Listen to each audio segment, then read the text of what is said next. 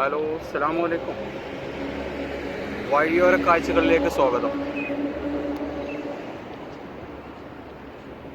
ഞാൻ എൻ്റെ റൂമിൽ നിന്ന് ഇപ്പോൾ ഇറങ്ങിയിട്ടുള്ളൂ. ഞാനിപ്പോൾ വണ്ടി സൈക്കിൾ ഓടിച്ചുകൊണ്ട് പോണ ഈ റോഡിൻ്റെ പേര് അമീന ബിൻത്ത് വഹാബാണ്. ജിദ്ദയിലെ INA പ്രവിശ്യയിലെ 4ാം സെക്ടറിലുള്ള റോഡാണിത്. എൻ്റെ പുറകിൽ ഈ റോഡ് പോണത് അങ്ങ് മുഹമ്മദിയ എന്ന ഡിസ്ട്രിക്റ്റിലേക്കാണ്. എൻ്റെ നേരെ ഫ്രണ്ടിലുള്ള റോഡ് അമൽ സ്ട്രീറ്റാണ്. സോറി, റോഡല്ല, ഇതൊക്കെ സ്ട്രീറ്റുകളാണ്. അമീന ബിൻത്ത് വഹാബ് എന്ന സ്ട്രീറ്റാണ്. അമൽ സ്ട്രീറ്റാണ് ഈ മുന്നിലുള്ളത്. ഈ അമൽ സ്ട്രീറ്റിൽ നിന്ന് ഇങ്ങനെ അമൽ എന്ന് പേര് വരാനുള്ള ഒരു കാരണം എന്താ വെച്ചാൽ, അമൽ ഹോസ്പിറ്റൽ ഈ റോഡിലാണ്. പിന്നെ ഇവിടുന്ന് ലെഫ്റ്റ് തിരിഞ്ഞാൽ 3ാമത്തെ ബിൽഡിങ്ങാണ്. ലെഫ്റ്റ് ഭാഗത്ത്, ഇടത്ത് ഭാഗത്ത് 3ാമത്തെ ബിൽഡിങ്ങാണ് അമൽ ഹോസ്പിറ്റൽ. പിന്നെ ഹോസ്പിറ്റലിനെ പറ്റി പറയുകയാണെങ്കിൽ അത് ഡീഅഡിക്ഷൻ സെൻ്ററാണ്. മയക്കുമരുന്നിനും പെത്തലിൻ പോലുള്ള മാരക വിഷാംശങ്ങൾക്കൊക്കെ അടിമയായിക്കാണ്ട് തിരിച്ച് ജീവിതത്തിലേക്ക് തന്നെ തിരിച്ച് ജീവിതത്തിലേക്ക് കൊണ്ടുവരാനുള്ള ഒരു ഹോസ്പിറ്റലാണത്, അമൽ ഹോസ്പിറ്റൽ.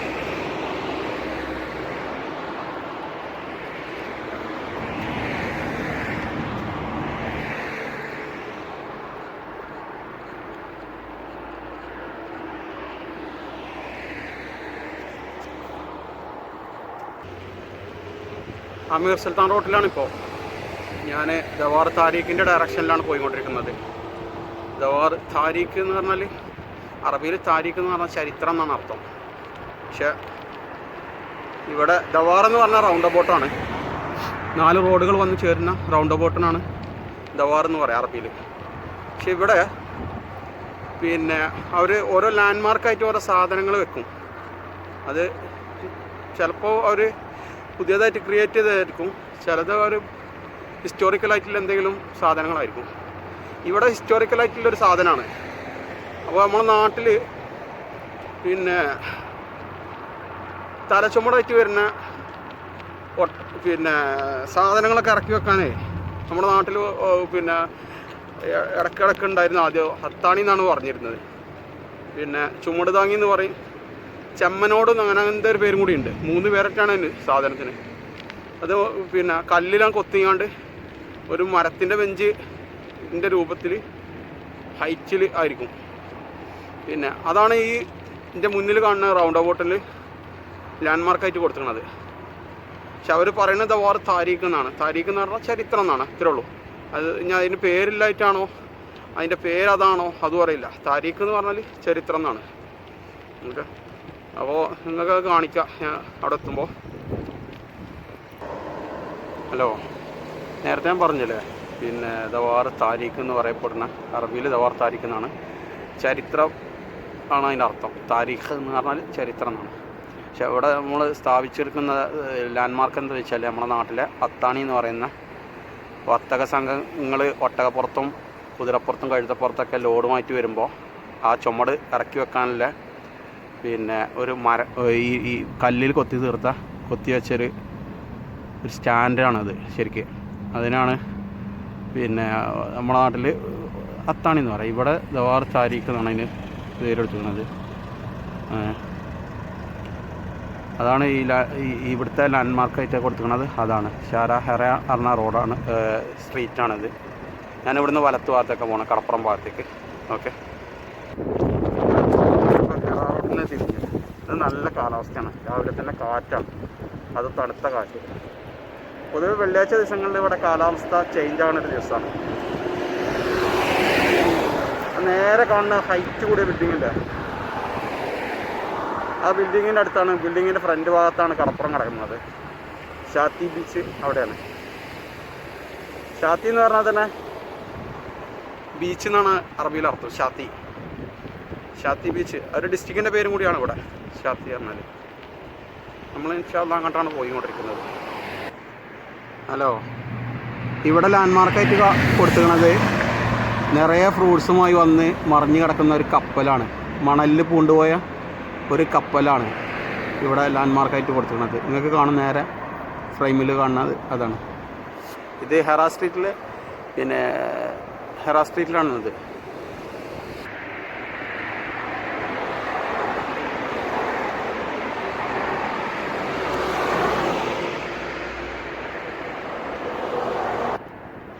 അങ്ങനെ മലിക് റോഡ് ക്രോസ് ചെയ്ത് വീണ്ടും ഹെറാ സ്ട്രീറ്റിൽ തന്നെ വന്നുകൊണ്ടിരിക്കുകയാണ് കടപ്പുറം ഭാഗത്തേക്ക്. മലിക് റോഡ് സാധാരണ റോഡല്ല, രാജപാതയാണ്. അത് മാത്രമല്ല ഓട്ടോ റൂട്ടിൻ്റെ കാറ്റഗറിയിൽപ്പെട്ട റോഡും കൂടിയാണ്. നേരെ മുന്നിൽ കാണുന്ന ബിൽഡിങ് അന്താരാഷ്ട്ര ഹോട്ടൽ ശൃംഖലയിൽപ്പെട്ട ഒരു ഹോട്ടലാണ്. അതിൻ്റെ ഏറ്റവും മുകളിൽ നിറവിലായിട്ട് ഹെലിപ്പാഡൊക്കെ ഉണ്ട്. ഈ ഭാഗം ഫുള്ള് ബീച്ച് സൈഡാണ്. ഈ ഭാഗം ഫുള്ള് പിന്നെ ഇതുതന്നെയാണ്. അന്താരാഷ്ട്ര ഹോട്ടൽ ശൃംഖലയിൽപ്പെട്ട എല്ലാ ഹോട്ടലുകൾക്കും ഇവിടെ ബ്രാഞ്ചുകളുണ്ട്. ഞാനിപ്പോൾ ബീച്ച് റോഡിൻ്റെ നേരെ പുറകു വശത്തുള്ള റോഡിലാണ്. ജിദ്ദയിലെ ഐഷാത്തി. നിങ്ങൾക്ക് ഹൈ എല്ലാ വാക്കിലും ഹൈ എന്ന് കൂട്ടുന്നത് കാണാം. അത് ഇവിടെ ഡിസ്ട്രിക്റ്റിന് ഹൈ എന്നാണ് അറബിയിൽ പറയാം. ഡിസ്ട്രിക്റ്റ് നമ്മുടെ നാട്ടിലത്ര വലിയ ഡിസ്ട്രിക്റ്റുകളൊന്നും ആവില്ല. ഒരു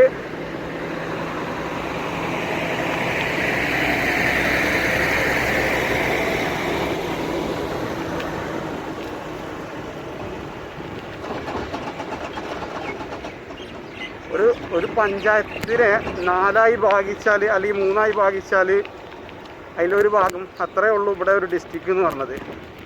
കയറി വന്നൊരു 4 അല്ലെങ്കിൽ 5, 6, 10 ചതുരശ്ര കിലോമീറ്ററുകളാണ് ഒരു ഡിസ്ട്രിക്റ്റ് എന്ന് പറഞ്ഞത് ഇവിടെ. അപ്പോൾ ഇവിടെ എല്ലാത്തിലും ഹൈ എന്ന് കൂട്ടും. ഇതിപ്പോൾ ഹൈ ഷാത്തി പറഞ്ഞ ഡിസ്ട്രിക്റ്റാണ്. ഷാത്തി എന്ന് പറഞ്ഞാൽ തന്നെ ബീച്ചാണ്. പിന്നെ അപ്പോൾ ഞാനിപ്പോൾ ഷാത്തി ഡിസ്ട്രിക്റ്റിലെത്തിയിരുന്നു. കടപ്പുറത്തിൻ്റെ നേരെ പുറകു വശത്തുള്ള റൂട്ടിലൂടെയാണ് ഇപ്പോൾ പോയിക്കൊണ്ടിരിക്കുന്നത്.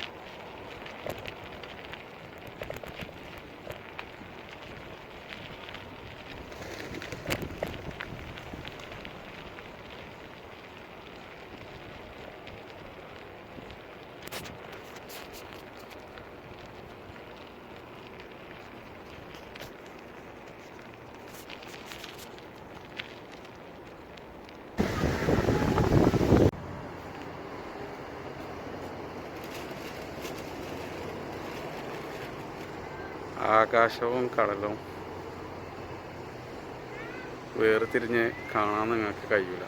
അത്രയും സുന്ദരമാണ് ജിദ്ദ കോർണാഷ്.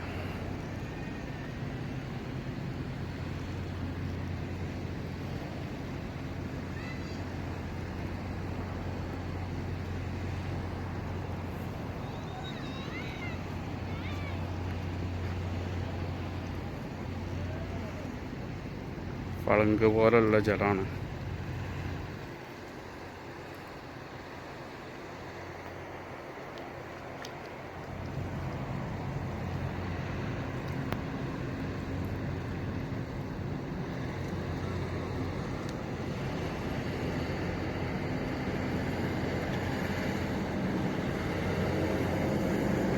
കടലിൽ ഇങ്ങനെ തലയുയർത്തി നിൽക്കുകയാണ് ഈ മസ്ജിദ്.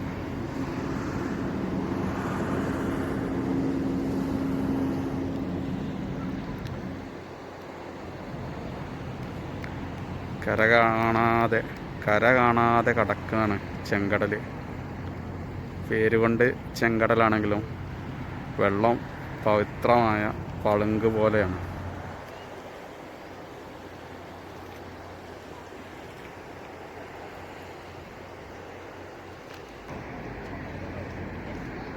ഇവിടെ ചൂണ്ടക്കാരുടെ ഒരു ബഹളം എന്ന് തന്നെ പറയാം. ചൂണ്ടയിട്ട് മീൻ പിടിക്കുന്ന ആളുകളെ ആണ് ഏറ്റവും കൂടുതൽ ഇവിടെ ഉള്ളത്. പുതിയ ആധുനിക സംവിധാനത്തോടു കൂടിയ ചൂണ്ട പറകളാണ് എല്ലാവരുടെ കയ്യിലും. ചില ആളുകളൊക്കെ നന്നായിട്ട് മീൻ പിടിക്കുന്നുണ്ട്, ചില ആളുകൾക്ക് കിട്ടിയിട്ടില്ല. ഇവിടെ ഒരു വിദ്വാനെ കണ്ടോ? അവൻ്റെ തനതായ രൂപത്തിലാണ് മീൻ പിടിച്ചുകൊണ്ടിരിക്കുന്നത്.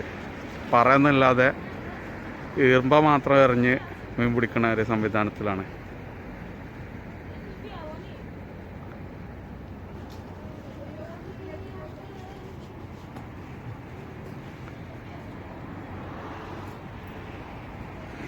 അങ്ങ് കണ്ണെത്താ ദൂരത്തോളം ആളുകൾ ചൂണ്ടയിടുകയാണ്. മസ്ജിദിൻ്റെ വ്യൂ ഇവിടെ നിന്ന് വളരെ കുറച്ചുകൂടി ഭംഗിയായിട്ട് നിങ്ങൾക്ക് കാണാൻ കഴിയും.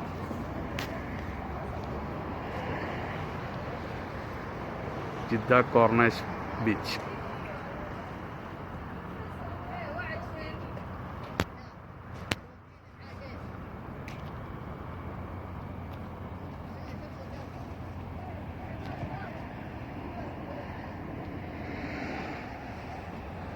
ആകാശവും കടലും തമ്മിൽ കൂട്ടി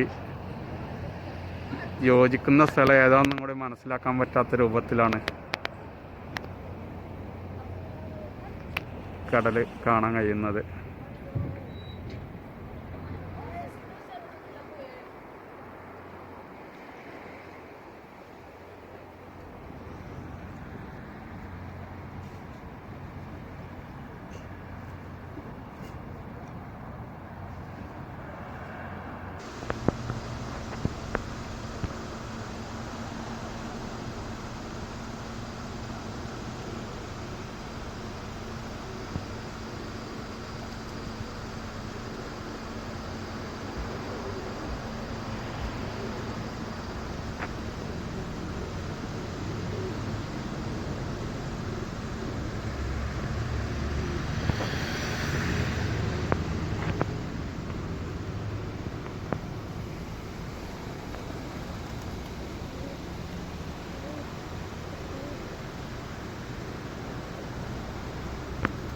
ഇത് മറ്റൊരു മസ്ജിദാണ്. നേരത്തെ നമ്മൾ കണ്ട മസ്ജിദല്ല. ഇത് കടലിലേക്ക് ഇറക്കി വെച്ചിട്ടല്ല, മറ്റേത് കടലിലേക്ക് ഇറക്കി വെച്ചിട്ടായിരുന്നു.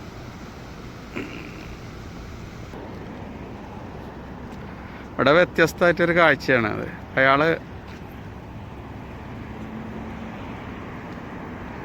അയാളെ പിന്നാലെ ഇങ്ങനെ പോവുകയാണ് ട്രാക്കള്. അയാളെ കയ്യിൽ നിന്ന് ഇടയ്ക്ക് ഓരോ ഗോതമ്പ് മണി എറിഞ്ഞു കൊടുക്കും. അപ്പോൾ അതിങ്ങനെ കഴിക്കാൻ വേണ്ടിയിട്ട് പോവാണ്.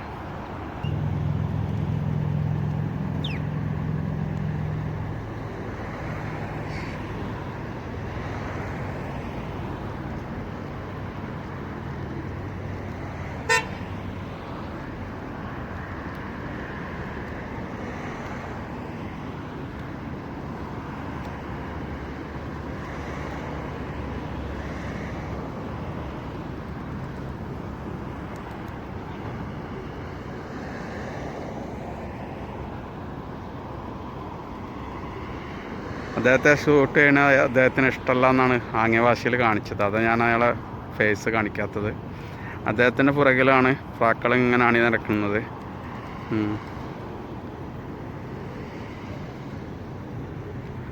വളരെ സംഭവബഹുലമായിട്ടൊരു കാഴ്ച തന്നെയാണ്.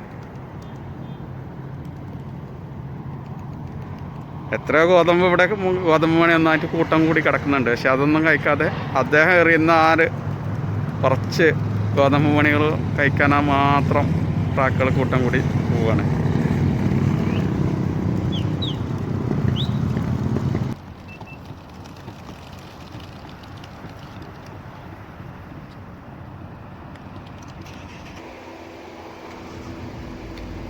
ഇദ്ദേഹം ചൂണ്ടലിടുകയാണ്.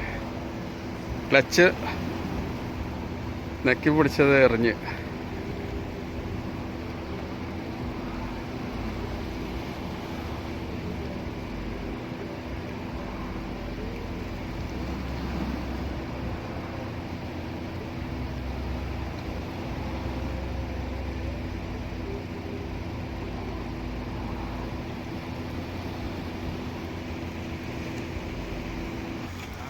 Maybe swimming?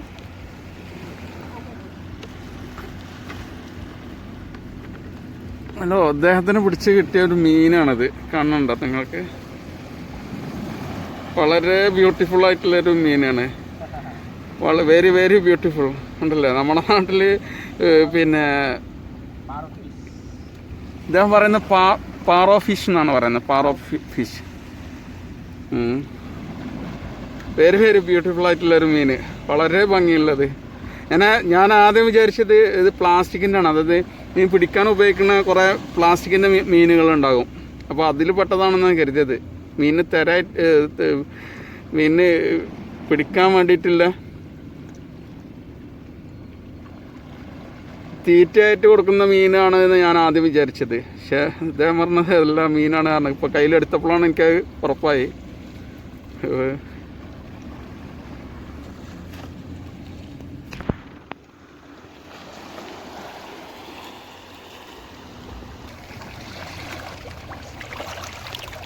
വഴിയോര കാഴ്ചകൾ 2ാം ഭാഗമാണ് ഞാനിവിടെ ഷൂട്ട് ചെയ്തുകൊണ്ടിരിക്കുന്നത്. സുഹൃത്തുക്കളെ നിങ്ങൾക്ക് ഇഷ്ടപ്പെടുന്നുണ്ടാവുമെന്ന് വിചാരിക്കുന്നു. മെയിനായിട്ട് ഇന്ന് കോർണേഴ്സ് ബീച്ചിൻ്റെ മീൻ പിടിക്കുന്ന സൈഡാണ്.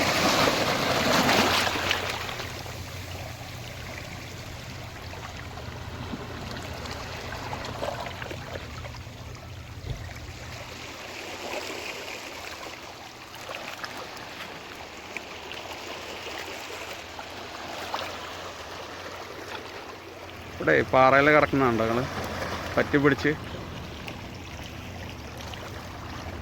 ഞണ്ടുണ്ട്. ഞണ്ട് പോലെ തന്നെ ഒരു മീൻ പോലൊരു സാധനം അതാ, എന്താ അറിയില്ല. കാണുന്നുണ്ടോ?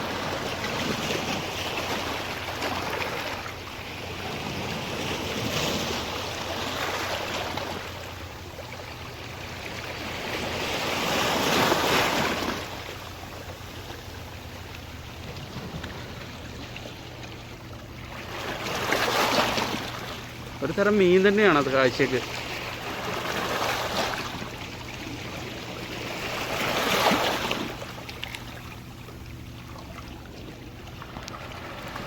എന്തുകൊണ്ടാ കരയിൽ കയറിക്കണാവോ?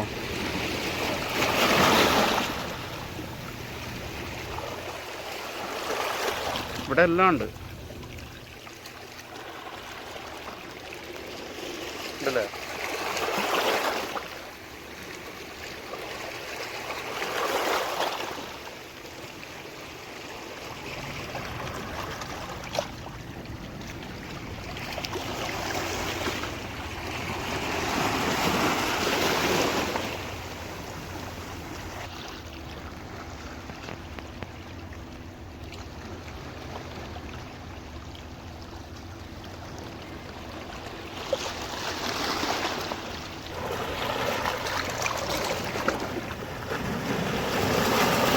പാറയിൽ പറ്റി പിടിച്ച് കിടക്കുന്ന ഒരു തരം മീനിനെ കണ്ടോ നിങ്ങൾ?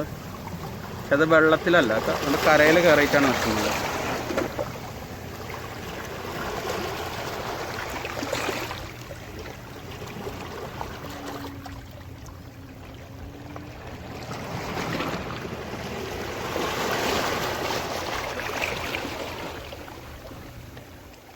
കണ്ടില്ലേ സുഹൃത്തുക്കളെ?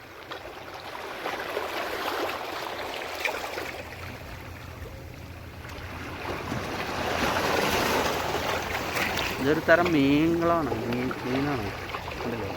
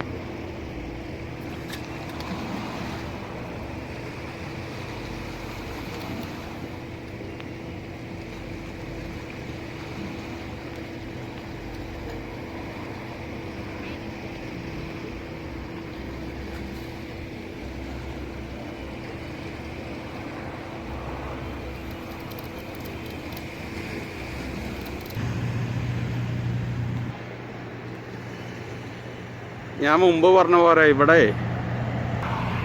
ഓരോ സ്ഥലങ്ങൾ മനസ്സിലാക്കിയെടുക്കാൻ വേണ്ടിയിട്ട് അതാത് സ്ഥലങ്ങളിൽ എന്തെങ്കിലും ഒരു രൂപം ഉണ്ടാക്കി വെക്കും. ഇവിടെ ഉണ്ടാക്കി വെച്ചിരുന്ന രൂപം എന്താ വെച്ചാൽ 5 കാറാണ്, 4 ഭാഗത്തേക്ക് മുകളിലൊരു കാറും, ഒരു സ്തൂപം പോലെ ഉണ്ടാക്കിയിട്ട് അതിലേക്ക് കാറിനെ ഇടിച്ചു കയറ്റിയ രൂപത്തിലാണ് വെച്ചിട്ടുള്ളത്.